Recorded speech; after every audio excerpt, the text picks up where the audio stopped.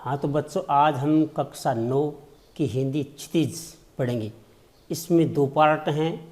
पहला पार्ट है गद्यखंड, दूसरा पार्ट इसका पद्यखंड। तो आज हम इसका गद्यखंड का पहला पार्ट प्रेमचंद की कहानी 2 बैलों की कथा पढ़ेंगे। अब पढ़ेंगे हम पहले प्रेमचंद का लेखक परिचय। प्रेमचंद का जन्म सन 1880 में बनारस के लम्ही गांव में हुआ था। उनका मूल नाम धनपत राय था। प्रेमचंद का बचपन अभाव में बीता। अभाव का मतलब कमियों में बीता और शिक्षा बीए तक ही हो पाई। उन्होंने शिक्षा विभाग में नौकरी की, परंतु असहयोग आंदोलन में सक्रिय भाग लेने के लिए सरकारी नौकरी से त्यागपत्र दे दिया। महात्मा गांधी की द्वारा चलाया आंदोलन असहयोग, उसमें सक्रिय रूप से भाग ले लिए और अपनी नौकरी से त्यागपत्र इन्होंने दे दिया और लेखन कार्य के प्रति पूरी तरह समर्पित हो गए। लेखन कला के अंदर पूरी तरह समर्पित हो गए, सब कुछ इन्होंने छोड़ दिया। सन 1936 में इस महान कथाकार का देहांत हो गया। प्रेमचंद की कहानियाँ मानसरोवर के 8 भागों में संकलित हैं, जिनमें से प्रमुख हैं सेवा सदन, प्रेमाश्रम, रंगभूमि, कायाकल्प, निर्मला, गबन, कर्मभूमि, गोदान उनके प्रमुख उपन्यास हैं।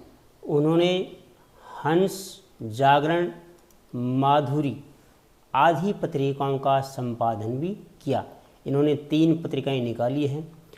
कथा साहित्य के अतिरिक्त प्रेमचंद ने निबंध एवं अन्य प्रकार का गद्य लेखन भी प्रचुर मात्रा में किया, अर्थात अधिक मात्रा में किया है।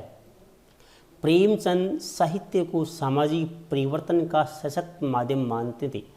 प्रेमचंद ये कहते थे कि साहित्य एक ऐसा साधन है जिससे हम समाज में परिवर्तन कर सकते हैं, इनके बिना परिवर्तन नहीं हो सकता। उन्होंने जिस गांव और शहर के परिवेश को देखा, प्रेमचंद ने गांव और शहर को मतलब खुद अब वहाँ जाकर के वहाँ के वातावरण, वहाँ के माहौल को देखा और जिया। उसकी अभिव्यक्ति उनकी कथा साहित्य में मिलती है। उनके विचारों का जो प्रभाव है उनकी कथा साहित्य में मिलता है। किसानों और मजदूरों की दयनीय स्थिति, दलितों का शोषण, समाज में स्त्री शिक्षा की दुर्दशा और स्वाधीनता आंदोलन आदि उनकी रचनाओं का मूल विषय है।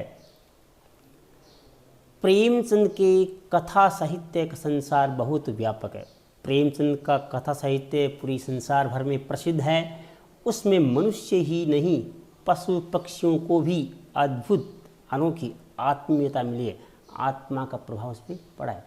बड़ी से बड़ी बात को सरल भाषा में सीधे और संक्षेप में कहना प्रेमचंद के लेखन की प्रमुख विशेषता है।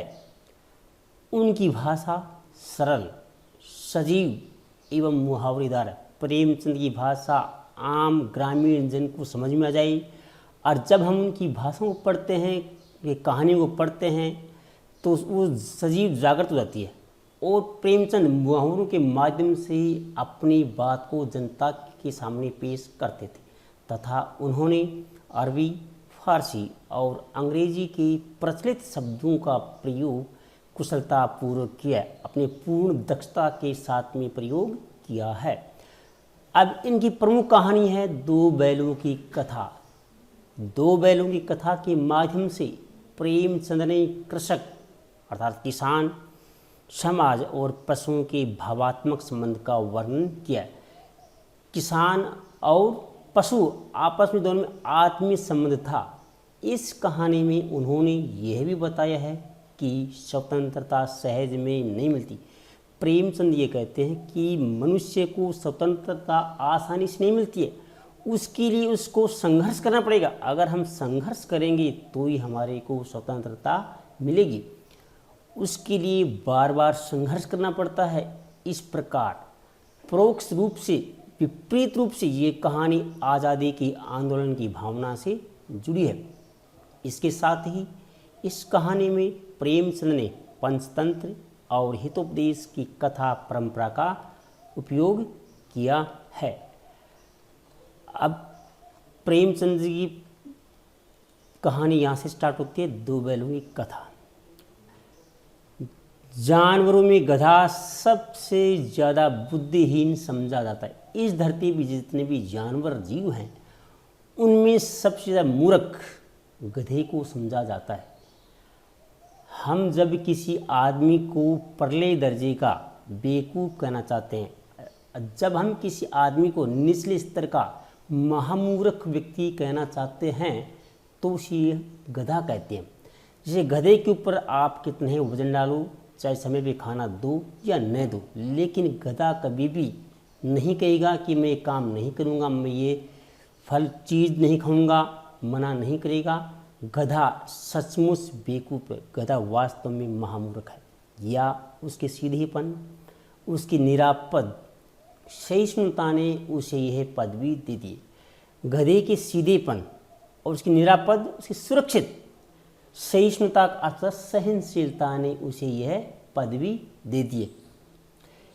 इसका निश्चय नहीं किया जा सकता। गायें सींग मारती है, ब्याई हुई गाय तो अनायास ही सिंगनी का रूप धारण कर लेती है। गाय जो होती है उनके सींग होते हैं, और ब्याई हुई गाय तो सहसा, अनायास का सहसा या अचानक शेरनी का रूप धारण कर लेती है। जब हम उसके बच्चे के पास जाते हैं तो वो मारने के लिए दौड़ती है।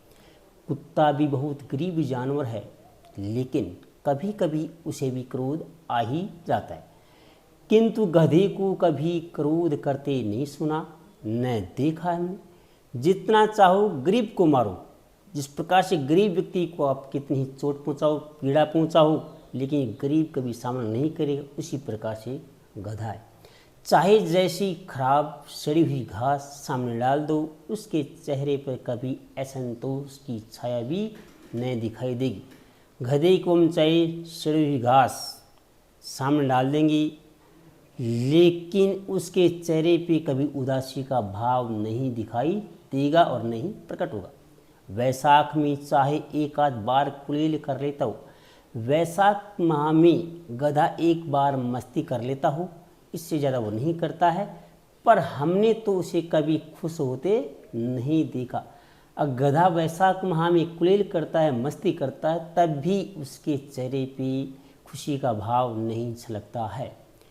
उसके चेहरे पर एक स्थायी विषाद स्थायी रूप से छाया रहता है। गधे के चेहरे के ऊपर हमेशा दुख का भाव स्थायी रूप से रहता है। सुख दुख हानि लाभ किसी भी दशा में उसे बदलते नहीं देखा। गधे में चाहे सुख हो, चाहे दुख हो, हानि हो, चाहे लाभ हो, किसी भी दशा में किसी भी रूप में उसके चेहरे पे, उसके शरीर पे किसी भी प्रकार का परिवर्तन नहीं होता है। ऋषि मुनियों के जितने गुण हैं वे सभी उसमें प्रकाष्ठा को पहुँच गए हैं। जिस प्रकार से ऋषि मुनि होते हैं, शील स्वभाव के होते हैं। हम चाहे उनका कितना ही अनादर करें, चाहे अपशब्द उसको हम बोले, लेकिन ऋषि मुनि किसी को भी साप नहीं देते हैं, किसी को भी अपशब्द नहीं बोलते हैं। वो ही गुण गधे में होते हैं और वे सभी उसमें प्रकाष्ठा चरम अंतिम सीमा तक पहुँच गए। पर आदमी से बेवकूफ़ कहता है, लेकिन आदमी से महामूर्ख कहता है। बेवकूफ़ शब्द का अर्थ है महामूर्ख होना। सद्गुणों का इतना अनादर कहीं नहीं देखा, अच्छे गुणों का इतना अनादर कहीं नहीं देखा जैसा ऋषि मुनि में और गधे में होता है। कदाचित शायद सीधापन संसार की उपयुक्त नहीं है।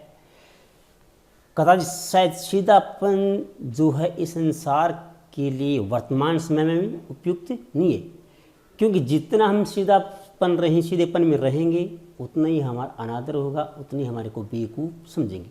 देखिए ना, भारतवासियों की अफ्रीका में क्या दुर्दशा हो रही है। देखिए, जब महात्मा गांधी अब साउथ अफ्रीका गए थे, तब उन्हें विस्टर्न शहर में आधी रात के समय ट्रेन से बाहर उतार दिया था, तो कितना भेदभाव वहाँ किया जा रहा था। क्यों अमेरिका में उन्होंने घुसने नहीं दिया जाता। बेचारे शराब नहीं पीते, 4 पैसे कुछ में मतलब कठिन समय के लिए 4 पैसे बचा करके रखते हैं, जी तोड़ काम करते हैं, मन लगा करके दिन रात पसीना बहा करके काम करते हैं, किसी से लड़ाई झगड़ा नहीं करते, 4 बातें सुनकर गम खा जाते हैं, 2-4 बात सुनकर के गम खा जाते हैं, अपमान सहन कर लेते हैं, किसी को जवाब नहीं देते, फिर भी बदनाम कहा जाता है। वे जीवन के आदर्श को नीचा करते हैं। अगर हम किसी के कहे हुए शब्दों को सहन कर लेते हैं तो कहते हैं कि आपको नीचा करते हैं, नहीं, ऐसा नहीं होता है।